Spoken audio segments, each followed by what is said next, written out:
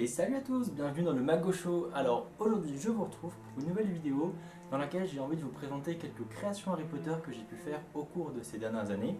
Donc j'espère que ça va vous plaire, c'est parti. Pouf souffle. Donc la première création que je vais vous présenter, c'est en fait une peinture que j'ai réalisée à l'occasion de la sortie des Animaux Fantastiques. C'était un petit peu avant la sortie officielle du film. Donc, comme j'avais entendu que le héros Newt Scamander était de la maison Poufsouffle, ça m'a inspiré et j'ai fait une petite représentation du blason de la maison Poufsouffle. Donc j'avais pas de support particulier, donc je suis allé chercher tout simplement dans mon garage pour voir ce que j'avais et j'ai trouvé un ancien tableau à craie sur lequel on jouait avec mon frère et ma soeur quand on était petits. Donc à l'arrière c'était en bois, donc j'en ai profité voilà, pour peindre le fond en marron.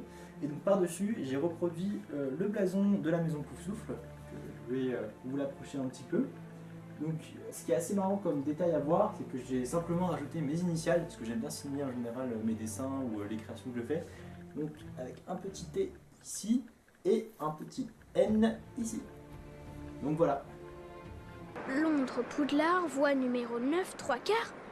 Mais Hagrid, il doit y avoir une erreur. C'est écrit voie numéro 9, 3/4. Ça n'existe pas. J'ai raison? On passe maintenant à une autre création que ceux qui suivent la chaîne de Nini 9 3/4 connaissent plutôt bien, je pense, puisqu'en fait c'est une création que j'ai fait suite à un DIY que j'ai suivi sur sa chaîne. Donc il s'agit en fait du panneau 9 3/4. Je vais vous l'approcher un petit peu. Donc là tout simplement, j'ai suivi les conseils de Nini dans sa vidéo.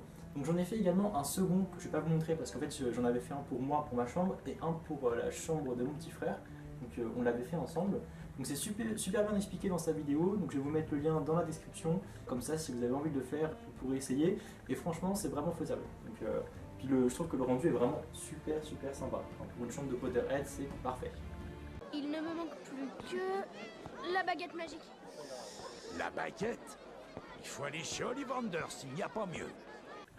Enfin, pour terminer cette vidéo, je vais vous présenter deux baguettes que je suis sûr qu'aucun Potterhead n'a, puisqu'en fait il s'agit de créations originales que j'ai pu faire l'an dernier à l'occasion de Noël.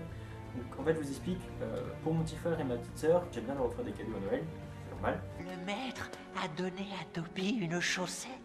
Comment? Je ne dis rien.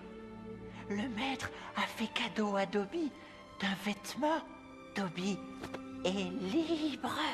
Et j'avais envie de faire un petit clin d'œil à ma passion Harry Potter, et donc je me suis dit pourquoi pas leur créer des baguettes, mais pas n'importe quelle baguette, puisque je voulais faire des baguettes qui leur étaient propres et qui n'existaient pas ailleurs. Donc je vais commencer par celle que j'ai faite pour ma sœur. Donc pour ma sœur, alors pour la petite histoire, sachant qu'elle est née en automne et que sur son faire-part de naissance c'était marqué que c'était la dernière rose d'automne, donc je voulais vraiment faire un petit clin d'œil à cette phrase, et donc j'ai fait une baguette en forme de rose. Je vais approcher un petit peu. Donc voilà, donc là on peut voir la rose, là une petite feuille. Donc elle est vraiment super légère, donc tout simplement en fait j'ai pris un morceau de bois dans mon jardin que j'ai taillé en forme de baguette. Et donc pour la partie de la rose et de la feuille, j'ai utilisé une pâte séchante que je vais vous montrer tout de suite. Il s'agit d'une pâte séchante à verre que j'ai trouvé tout simplement pour ma part dans un magasin Pickwick, un magasin de jeux. Je pense qu'on peut en trouver dans tous les magasins qui proposent des choses de bricolage ou de création. Et donc en fait ce qu'il faut faire, c'est vous prenez votre morceau de bois et vous devez créer toutes les parties de votre baguette, toute la partie qui vient en plus, toute la partie qui sera en pâte. Et donc pour celle de mon petit frère, j'ai utilisé le même procédé. Alors par contre, il faut savoir que pour mon petit frère, j'étais vraiment au début en panne un petit peu d'idées. Je me suis dit, enfin voilà, qu'est-ce que je pourrais prendre dans l'univers Harry Potter qui pourrait être sympa. Et j'ai pensé au calamar géant qui se trouve dans le lac noir.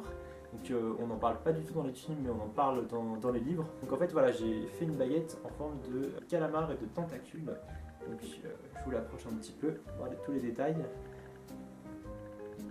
Donc celle de mon frère m'a pris quand même beaucoup plus de temps, puisqu'en fait voilà, ce qui était vraiment dur, c'était de faire toutes les petites ventouses qu'on peut voir ici.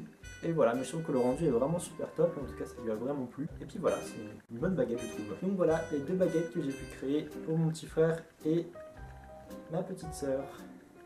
Et voilà, c'est déjà la fin, donc j'espère que ça vous aura plu. N'hésitez pas à mettre des commentaires pour me dire comment vous trouvez les objets que j'ai pu créer. Et sans vous spoiler, il y a une vidéo qui va arriver bientôt, puisque en fait, à l'occasion du même Noël pendant lequel j'ai offert mes baguettes, ma soeur m'a offert un super cadeau pour un Potterhead qui je pense en plus est vraiment, enfin quasiment unique en France. Donc voilà, donc je vous laisse un petit peu de suspense, vous verrez ce que ça donne. Donc n'hésitez pas à liker la vidéo et à laisser des commentaires. Et moi je vous dis à très bientôt.